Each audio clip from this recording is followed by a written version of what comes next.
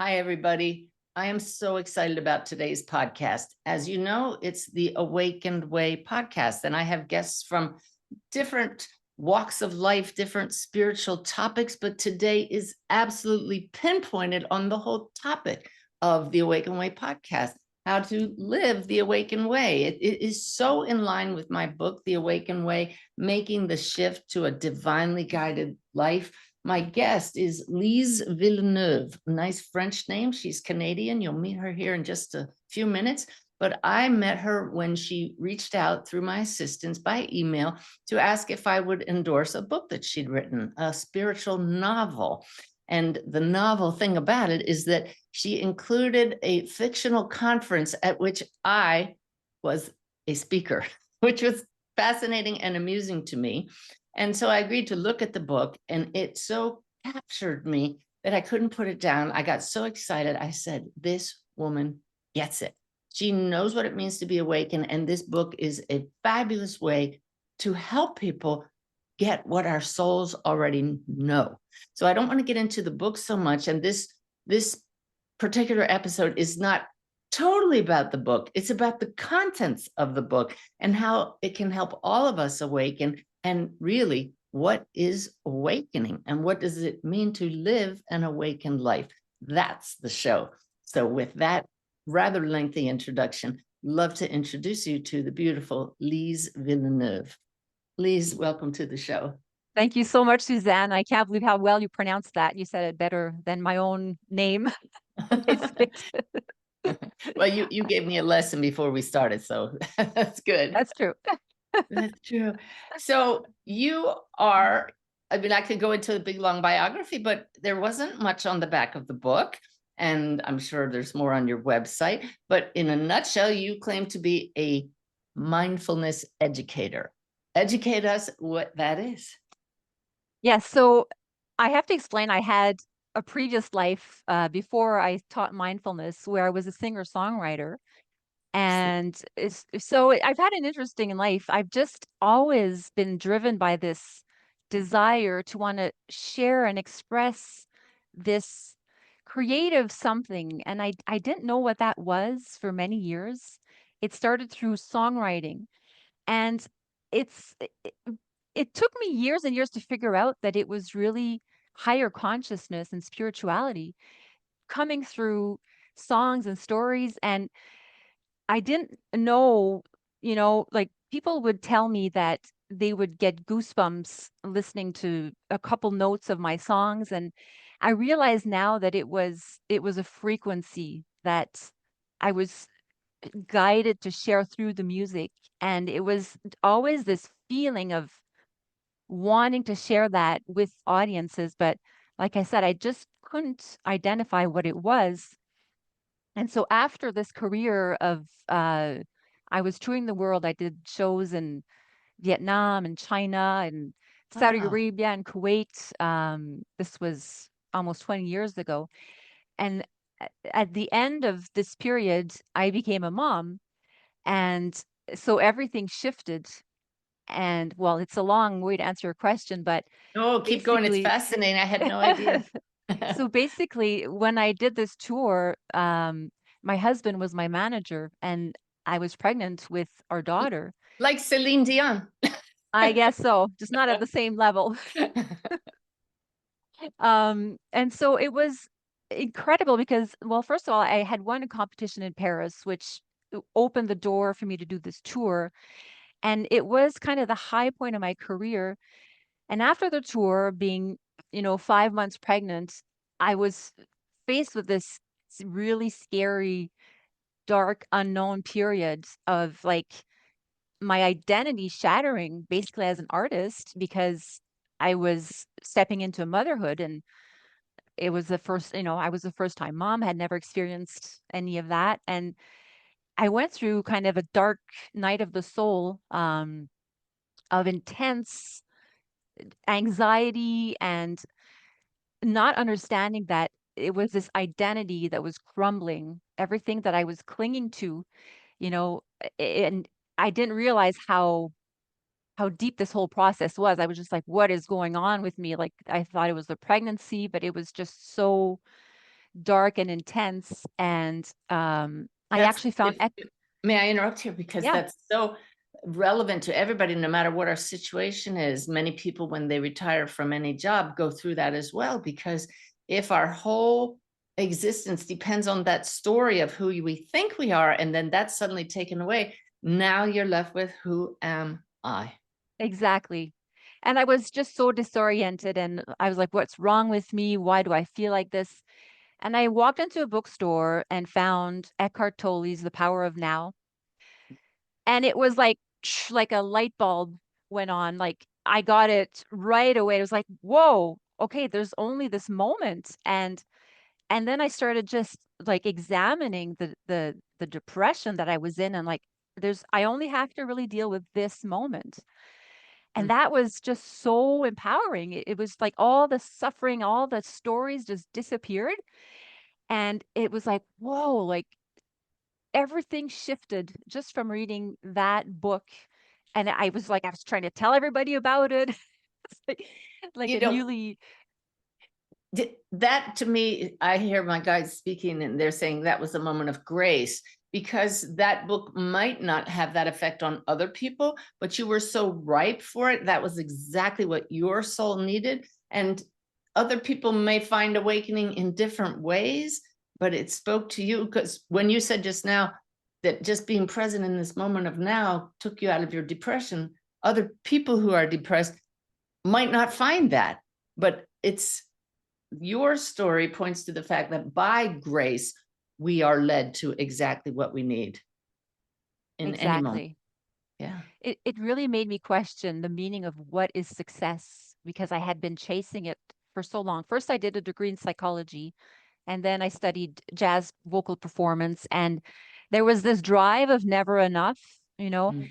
And in the music industry, it's on some level, it's quite superficial, because your success depends on big music producers. It's a bit different now because of the internet and people can produce their own things at home. But in my time, it was like sending CDs and needing that external approval to Yeah. feel that self-worth. And again, when I'm doing shows and in front of audiences, you're very vulnerable in like seeking that validation, needing that validation.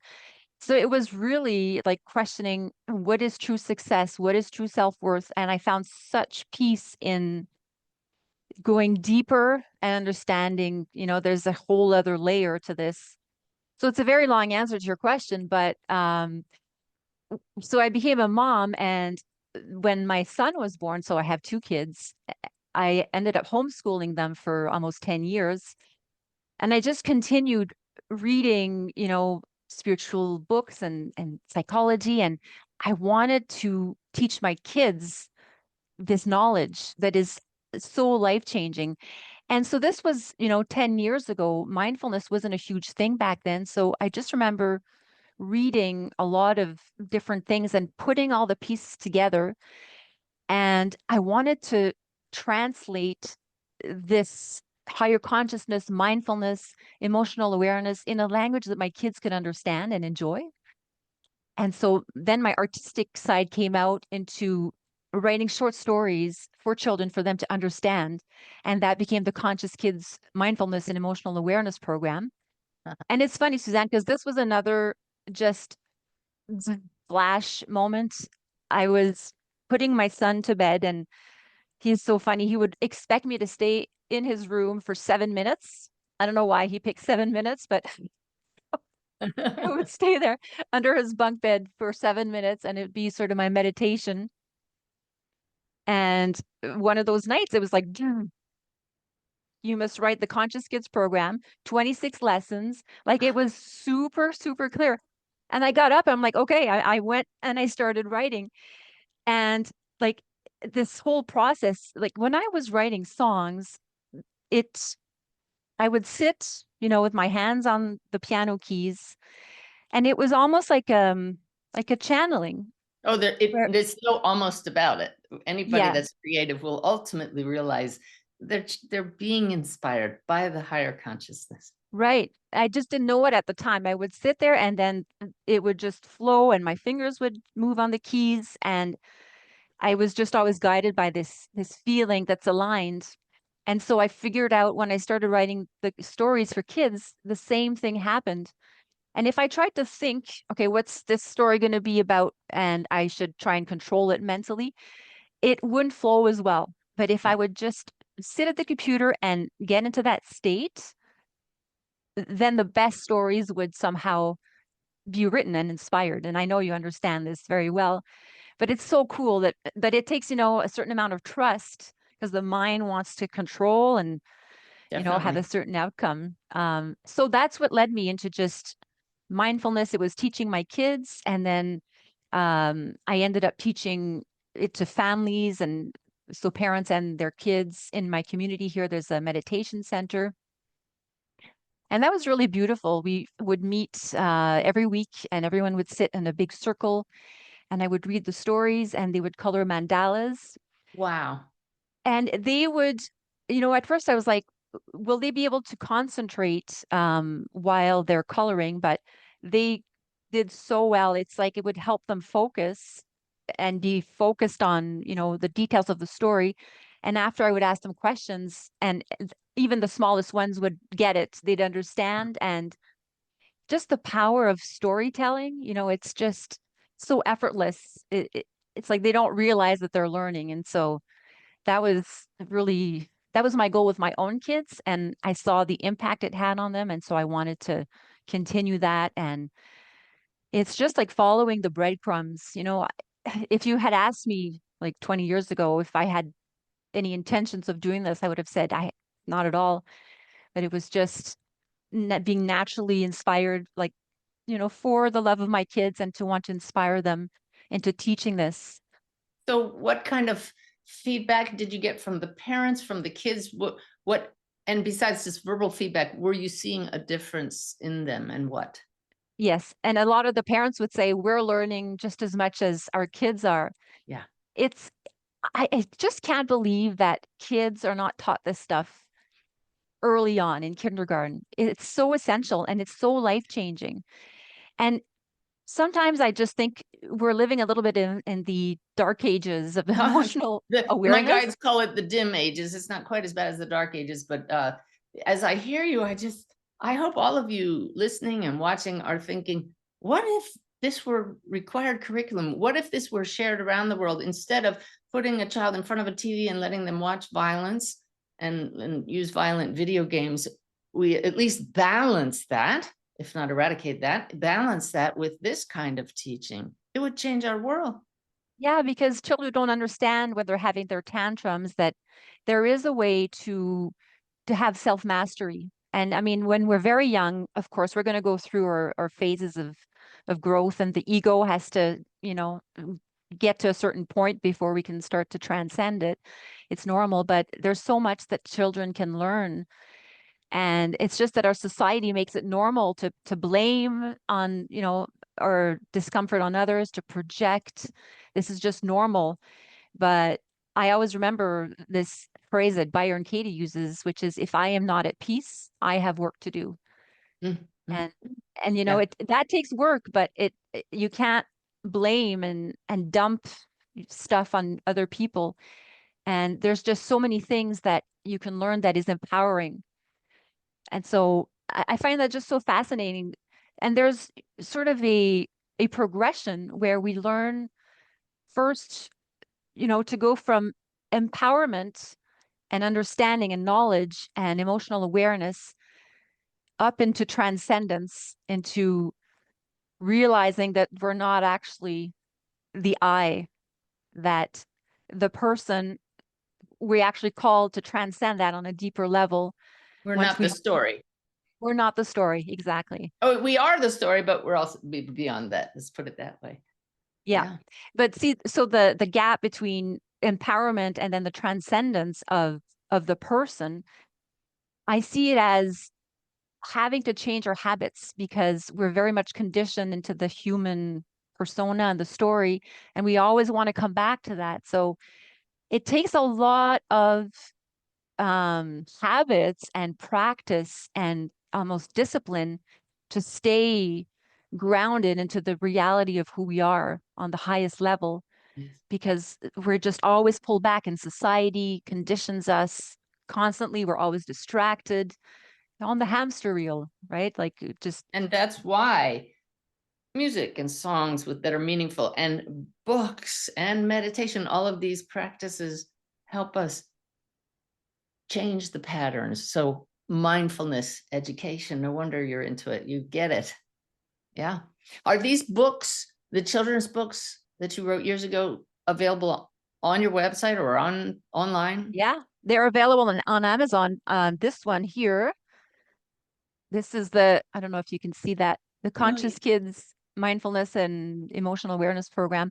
I just did a publication of this one. It's all illustrated, Oh, wow. um, with the it's short stories and little lessons. So yeah, it's on my website and on Amazon. And that it evolved. It went from that original program that I did for my kids and taught to families, and then I just worked on it and polished it up into this final version that took about 10 years to get to. Yeah. So And your it's a good website is deal. consciousliving.solutions.com. Yeah. Yeah. Write that down, everybody. So we kind of went around and around, but didn't get back to the effect on the kids of these sessions. Yes. So the kids, yes, it had a big effect, a big empowering effect, and they get it. But it's like anything else. It's like also I work with clients and I do Reiki healing. Anything you do is helpful, but it's maintaining that state of mind. And Right. so even you can teach them something, but after a few months, if it's not, brought back into awareness, then we fall back into those habits, into those patterns. So I always think of ways like, how do we just get people to remember on a daily basis? And that's really the key. It And is. so I just started making these little cards and putting them all over my house on the stuff like intentions and discipline. There you go. And put them on the fridge and living room just so that they're reminders, because we just are conditioned to forget. So yes, it has an impact, but it's something you have to keep working at, and It's true. I was just reading Elizabeth Gilbert's newest book, and she talks about working the program, the 12-step program. You really do need to keep working it. And we give the word work a negative feeling, but the results of working this program of awakening, whatever the program is, whatever works for you, mindfulness, it's life changing. Now you say, I read in your book, which we'll get to, you live in a house of skeptics. How do they like these notes all over the house? the notes they don't mind quite so much. Um, they're getting used to it. Um, my daughter is 21, and she's at an age, she's in university, and so she struggles a little bit with the spiritual side. But I think now, like my husband and I, we do these meditation nights. Like last night we went, and so I think it helps for them to Good. see that we're both doing it. Yeah. But I think at that age, you're very much into the world and into your identity, and it's not cool, to be spiritual. My son, he's younger, he's 16, so he's a little bit more open to it. And I know I had like a window where I could connect with him at that level, and that's one of the reasons why I wanted to do this workbook for teenagers this summer and shared that with him. And yeah, it did have an impact. And he's got a channel on YouTube where he talks to teenagers Oh, no about kidding. health and wellness and tips Huh. on, yeah, it's really, I'm just very happy to see that he's doing that, because What's the name of the podcast or the channel? it's SRT Amber. Oh, he's going to be happy that I'm promoting his channel. SRT Amber. Amber, yeah.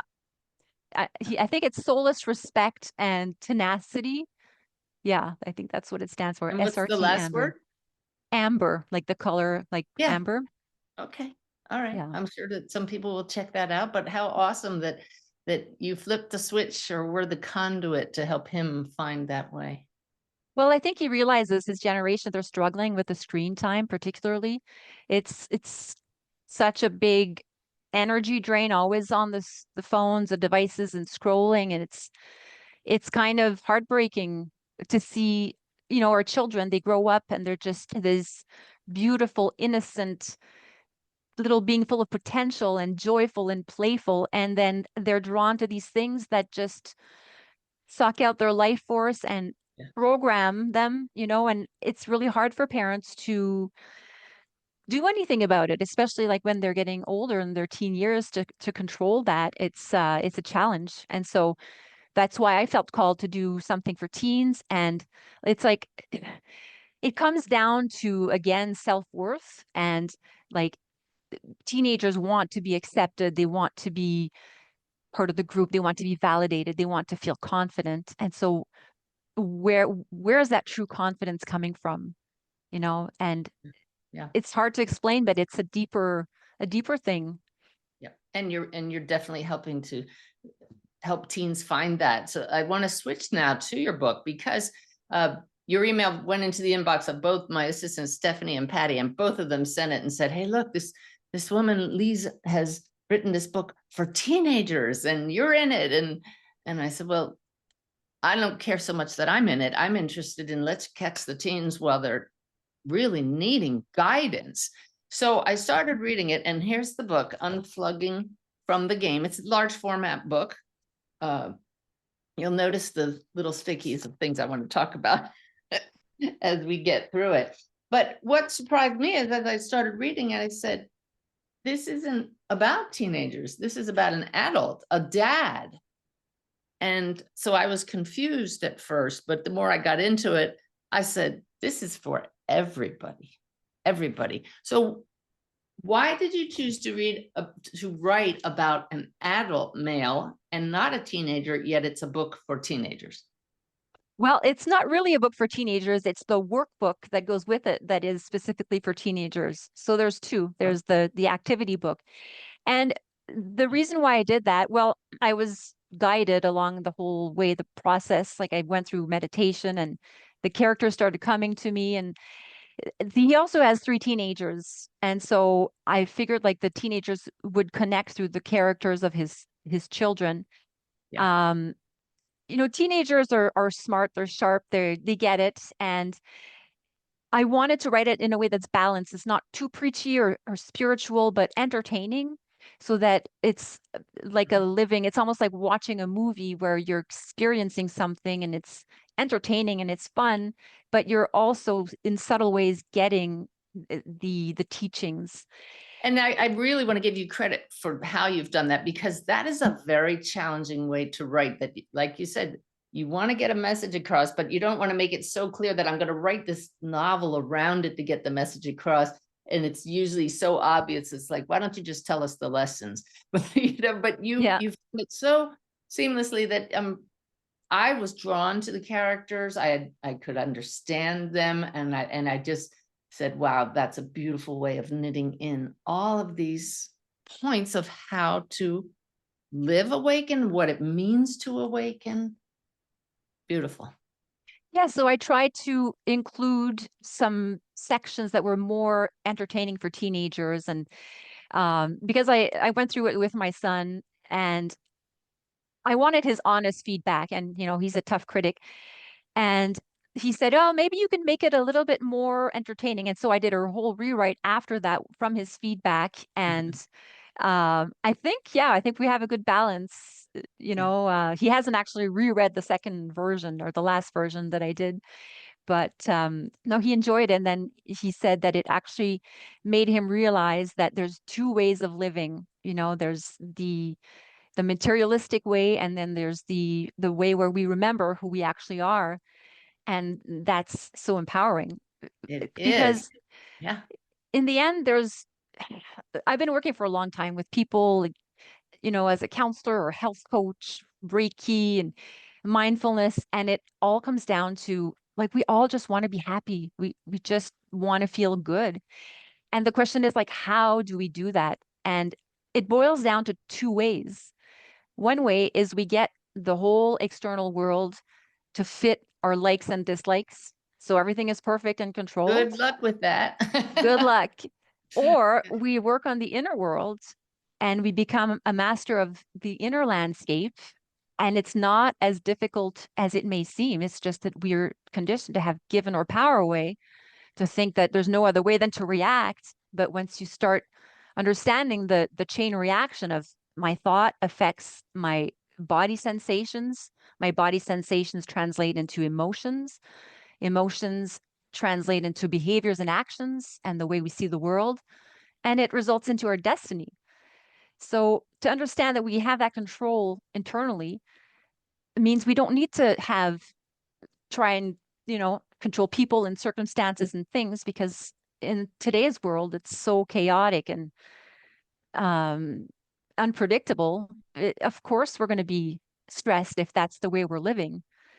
So it's trying to teach my kids and other people as much as possible that, there's just two ways to do it. So you might as well work on being a master of yourself. And Beautiful. it brings a lot of Beautiful. peace. And I love that this is absolutely universal, because this is our human journey, our shared journey. And you're this beautiful example that no matter what profession anybody has had, no matter how your kids are being raised, that recipe you just gave right there for how to manifest our destiny and how to find peace applies to everybody. And so you don't need a degree in this. You don't need to be just totally immersed on the spiritual path. Just understand those basic principles there. That is living the awakened way. Would you summarize for us, who is Braden and what's the novel about? I know that some people will be curious how you did this. Braden is a middle-aged man who's kind of having his midlife crisis. He has everything on the outside. He's successful. He's got a beautiful family, beautiful house. And well, the story starts on his 50th birthday party night, and he's having a panic attack. And he doesn't understand why. Everyone's there, and he's freaking out. And he's asking himself, he's asking himself, what's missing, basically, what's missing in my life? And it takes him on this whole quest because he's skeptical. He's, never been religious or into spirituality, and it takes him on this quest to dive deeper and ultimately to ask himself, well, who am I? And so without revealing the whole journey, it's you can sort of live through him and his family and his friends, and he goes and he travels and he meets incredible spiritual teachers like yourself, and he goes to this Yeah. conference in Orlando. And I have to say, like, this whole thing, um for some reason I felt inspired by Wolf. Oh gosh. And And so for anybody who's new to the podcast, Wolf is a real, in human form, young man, Mike Wolf Passakarnis, who was struck and killed by lightning, who became the subject of my book, Wolf's Message, and now our documentary, Wolf's Message. Yeah. so early on, before I even knew about the documentary, the Wolf's documentary, I think it was the night before I saw an ad for it. I had a dream of a wolf, and I was in a forest. It was weird. I was in a small car with my son, and it was winter in this forest. And in the distance was this wolf, and I could see the glowing eyes. And I was behind the car, and my driver door was open. And when I saw the wolf, I wasn't fearful. I was curious. I was like, oh, like I was kind of stunned, like this was a beautiful wolf. But the wolf made me want to walk back inside the car. And it was my son that reached over and closed the door for me. And then the wolf came sort of behind us. And I got the feeling that it was kind of bringing us together, my son and I, Huh. towards a destination, you know? It's the confirmation. Yeah. Yeah. And I don't know why. And then I saw the documentary, I saw the ad for it and then watched it. And then I started getting wolf signs. I'm sure like Of many course you people who did. have seen the documentary experienced this, but it was like everywhere. And I reached into my mailbox one morning and there's this keychain that says wolf with a big wolf on it. I'm like, what's that? And We call those it God winks, right? These I have to share with you. I believe I shared it in an email, but in preparing for talking with you today, I went back and looked through our email exchanges, and I had completely forgotten my huge God wink that I was meant to be reading your book. And so everybody notice when life sends you these synchronicities, these signs you can't deny. But I was getting ready to make a trip, and I was going to travel on Air Canada, and they reached out to me and said, you may select your meals now. And I selected, very unusual for me, Indian food, butter chicken. It sounded really good. And so I made that selection. The next day, I'm reading your book, Unplugging from the Game. And the main character, Braden, is flying on Air Canada eating butter chicken. Come That on. is so awesome. This You is know, where you realize it is a game. It's a very serious game. It can hurt, really hurt. It can be painful. But when you notice the signs like butter chicken and Air Canada that show you, okay, take it seriously. Don't step in front of a moving car, but don't take it so seriously that you get swamped by the waves, that the game just destroys you. That's the whole point of all of this. it's so interesting. Like, what exactly made me choose Air Canada and butter chicken? You know, of all the things, why Yeah. that? It's yeah. Well, it just to go really deep, it's because there's only one mind playing this game, the one director, and inspired you to write that at the moment. And then at the moment when Spirit, being the director, knows I'm going to be reading it, make sure I see that email and guides me to choose butter chicken, and is just going, I love this game. Especially when my roles, you call them avatars, awaken, and have fun with it, and use this awareness, this awakening, to truly manifest peace and joy and love and connection in our lives. Absolutely. So And I I'm have to sorry, say, I don't like to get on a roll because you're my guest and I want to let you share, but that butter chicken thing just blew me away in Air Canada. Have you had NOE moments that have really no other explanation moments, not just synchronicities, but those moments when you already were awakening or awakened from moment to moment, but you just knew, oh my God, I'm an oh, avatar. oh, so many. I mean, it's I almost struggle living in the real world sometimes because I have, a daily practice of always trying to remember the truth of who I am. And so that means meditation, that will mean like physical exercise to stay in flow. And yeah, I've had so many weird things happening. The one that came to mind, I don't know, it's a bit of a long story, but this is a few years back. It was about manifestation. I was, into uh, explaining manifestation, and that I understand it differently now, and that, it's better to be aligned with what God has in store for us than to try and manifest certain things. But I wanted to show my kids that our intent does have an effect. And so I said, well, I'm going to manifest $1,000 check within a month. And Good. every time we went out the house, I would look in the mailbox and say, okay, is my check here yet? Oh, okay, it's going to get here. It's going to get here. Yeah, May I interrupt? So you did this, however, not from the fact that I, Lise, am doing this, but spirit is guiding this to happen. I'm exactly. really noticing. Yeah. Okay. Okay. Um, and yeah, I wasn't actually working at the time. I was homeschooling them. So there was no reason for me to get $1,000 check. In fact, it was really a long shot, but Hmm. I just wanted to do this experiment. And it was about 2 weeks later. Okay, I just have to explain that we don't have a doorbell. Like, our doorbell is disconnected. There's no batteries. We don't actually have one. Well, all of a sudden, the doorbell starts ringing, ding dong, ding dong, ding dong, ding dong, ding. Oh, please. And we're like, what is happening? Both kids run downstairs, and I'm like, what is happening? We don't have a doorbell. And I look, and the mail person had just come by. I don't know, like, the connection with the doorbell, but, and I look in the mailbox, and there's an envelope, and it was a check for me for $1,200 from And this was songwriters royalties from like a decade ago. So it was just out of the blue. And both kids were like, okay. I'm like, see. So that's But just and one example.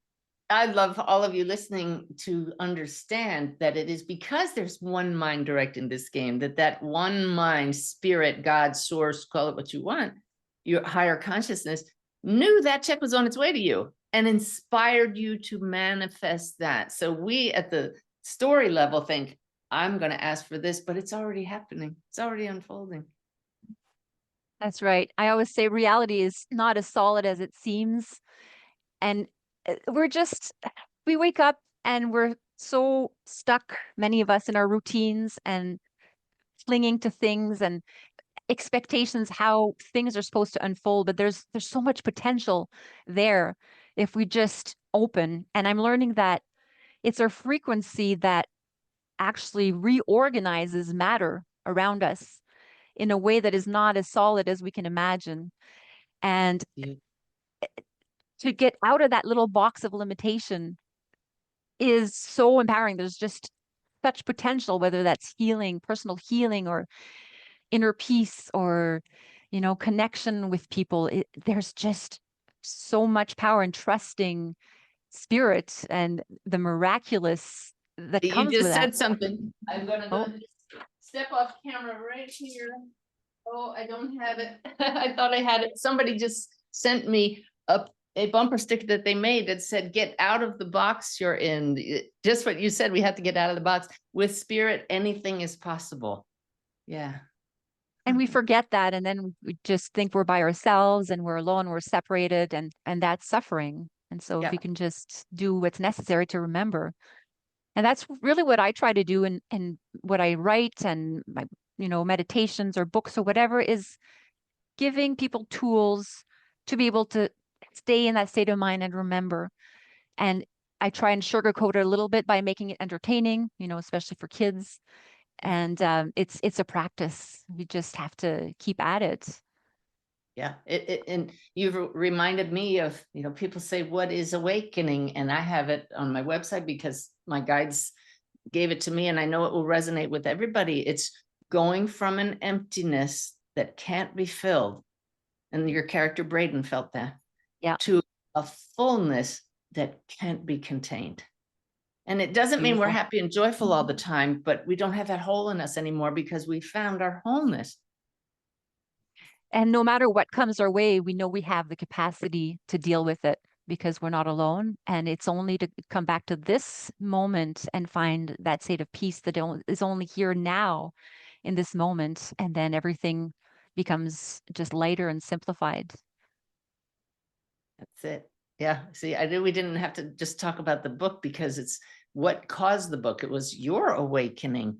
Yours was really pretty aha with reading Eckhart Tolle's The Power of Now. But do you find that you're still uncovering layers? Oh, always. I think we never stop learning, right? Even when we transition, we're still going to be learning. We're just at an incredible time right now where the energies are so high and we're all called to evolve at a rapid rate. Well, those of us who want to. I always wonder about free will, and I know I wanted to kind of ask you and Sanaya about that. I saw you in another interview, and you're like, "Let's not go down that rabbit hole." But I always wonder because I don't know. Like to me, I think we all have the choice to go either towards the light or not. But does it not come down to acceptance versus resistance of this moment? It does. And free will is the wild card in this game. We are spirit living these lives. As you know, we're playing the role for spirit of state your name. And so if we just completely had no will, then there's no fun for spirit because it knows everything's going to happen. But if it just gives up a little bit of the autonomy and says, okay, my little role here will be sovereign to the point where it can make choices, then let's see what happens. But I'm going to be guiding it underneath all of that. I'll always be present. The knowing that everything's okay no matter what is what's going to allow this game to continue. That's the free will, the wild card. Because on one level, there isn't actually a doer of action here. the personality.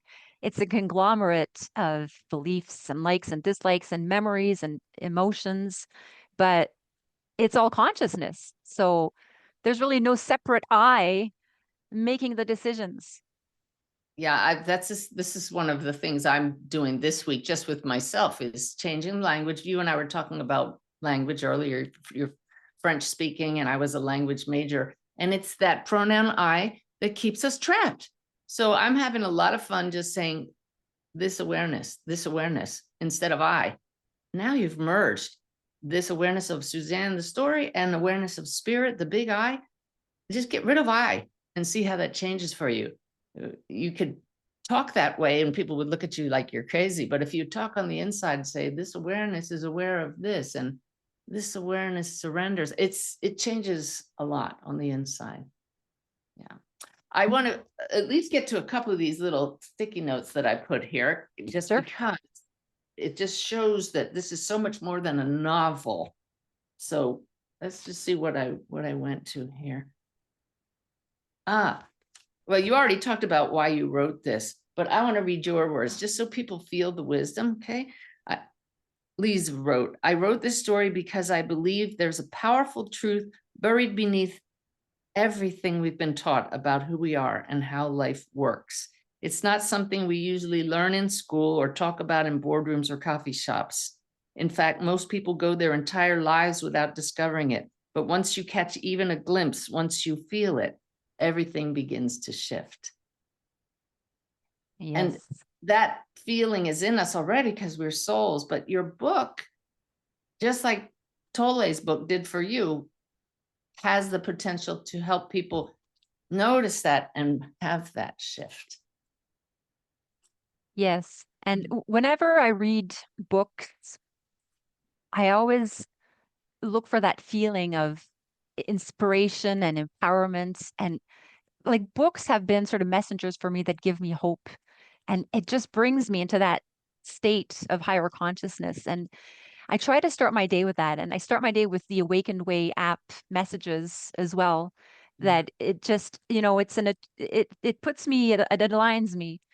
And so books have always done that for me. And the creative side of me has learned from that and absorb that wisdom, and I try to recreate the same thing in what I write to have that uplifting, feeling, to allow the reader to just get centered.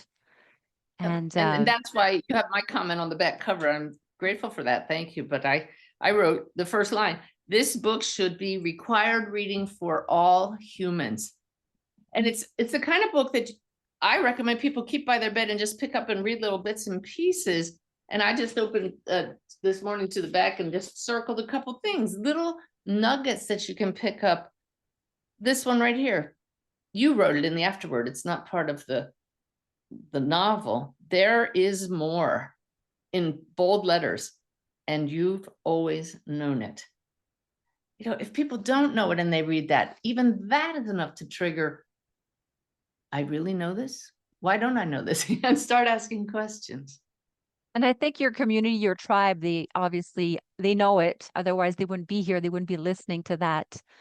But again, the challenge is on a daily basis is coming back to that, remembering, not getting stuck in the story. And it's just everything is designed to distract us.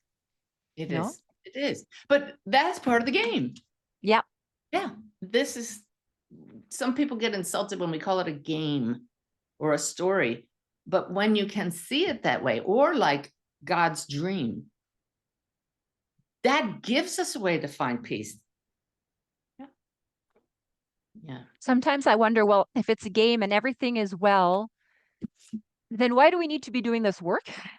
Because we can't accelerate someone's evolution. But I think, ultimately we do it out of love and for me, it's this desire to create and to express and to share and it'll reach the people it's meant to reach.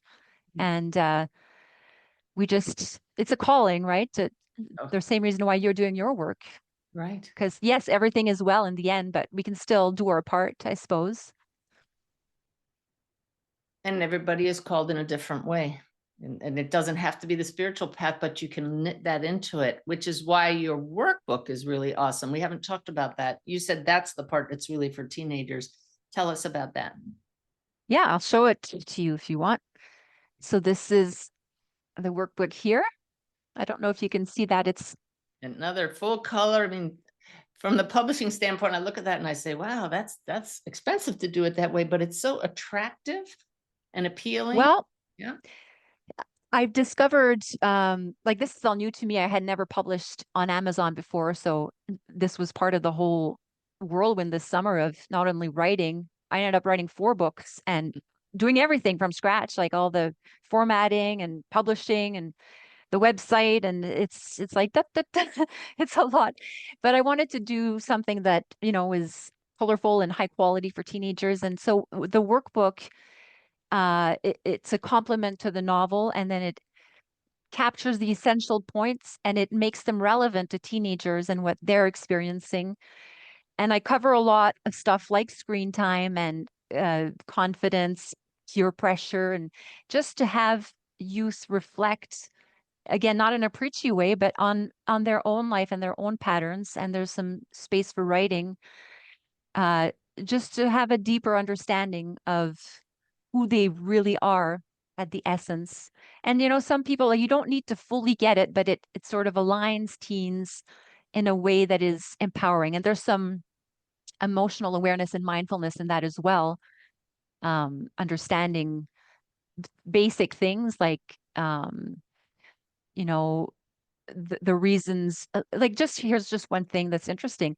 Emotions really have to do with our energy and our level of pleasantness or unpleasantness.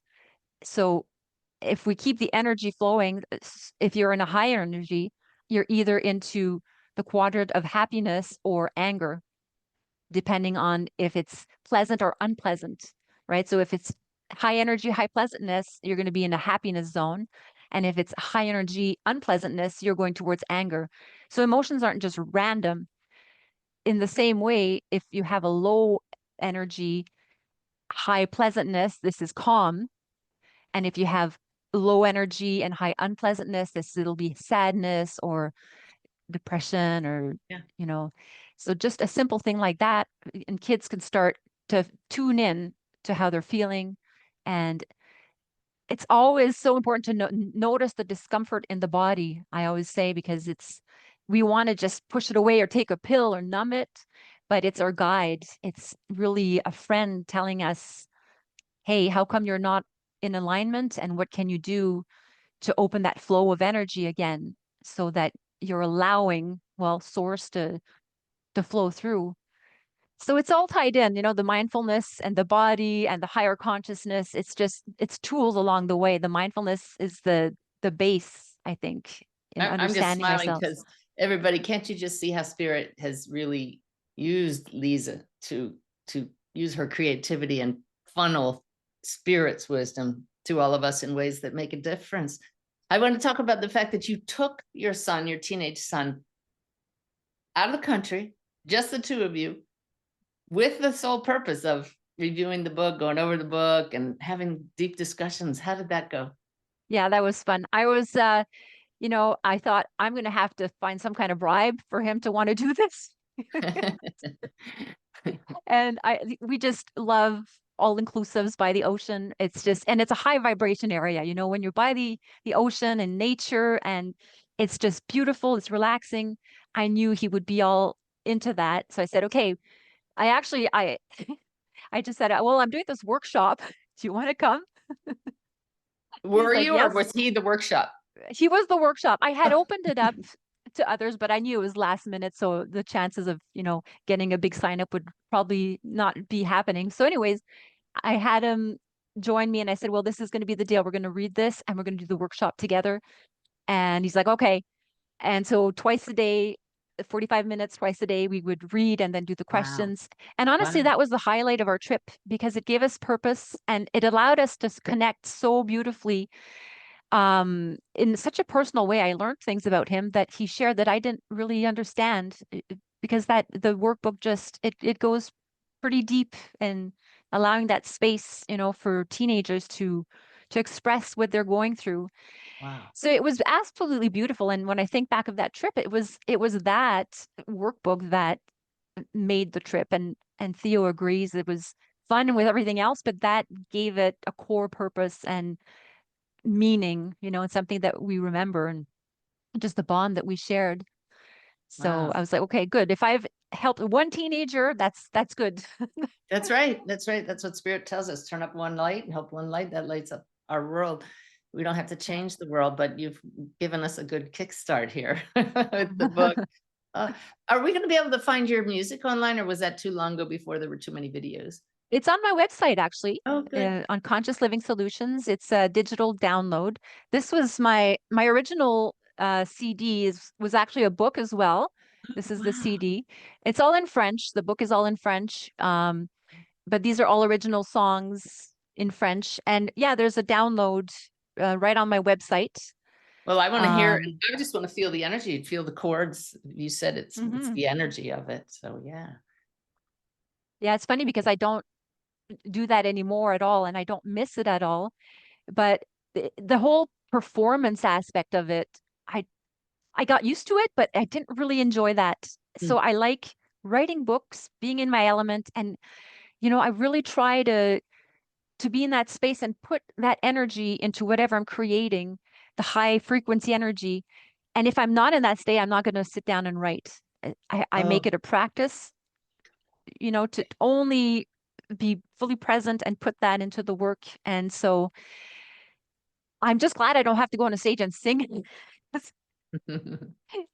I, you know, I'm an introvert, and Isn't I that don't know funny? how I performed for so many years. Like, you You just get had used to to. it. It had I to get had you to to. this point, right? But afterwards, I'm like, gosh, that's so nice to not have to do this. It's just, I mean, it's fun, but it takes a lot energetically as well, like just to do that performance. And then like on my tour, it was like, okay, I'm in Shanghai one night, and then the next day I'm in Saudi Arabia, and it was like traveling, and I was pregnant. It was just physically exhausting. And then the high you get after the performance, you can't sleep, right? Right, So right. it's like, okay, I don't want a lifetime of this. It's just too intense. And it was a good awakening lesson for me that It all is. It all is. yeah. It all leads to right here, right now. What would you like to leave everybody with today? Um, well, I just want to remind people that the reality again is not as solid as it appears, that there is so much potential. And if we can just stay open in terms of the energy flow that is moving through us, that is such a good starting point.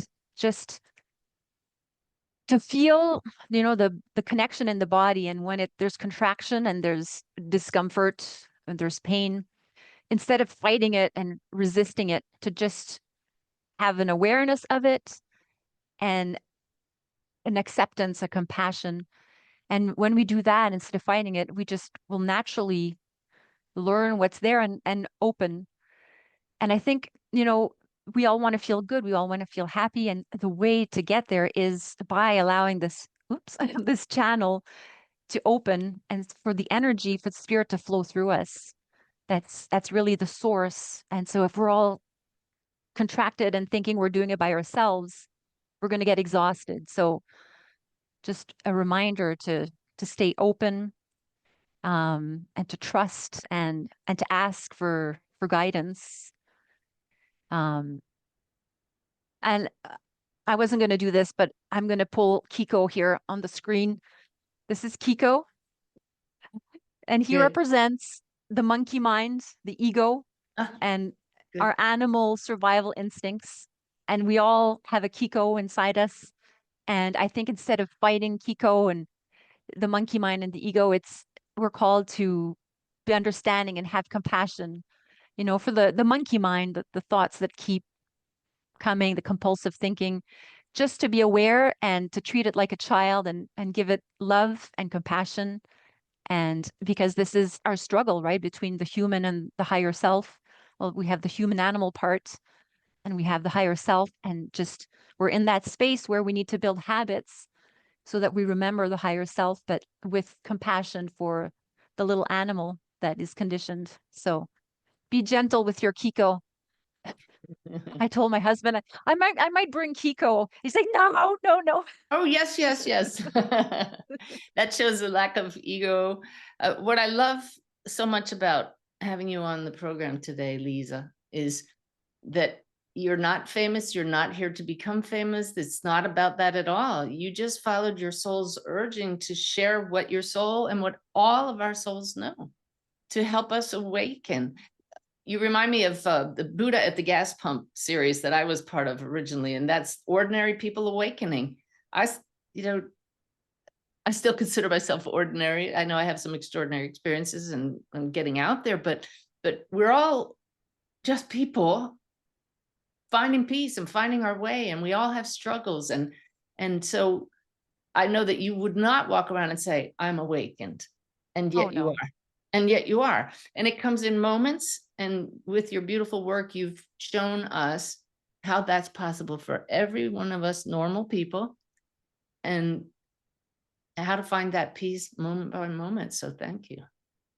Oh, thank you so much for giving me this space. And I I was telling you earlier on how I was imagining you in the pages of my book, and now here I am speaking with you, and it's just such an incredible gift.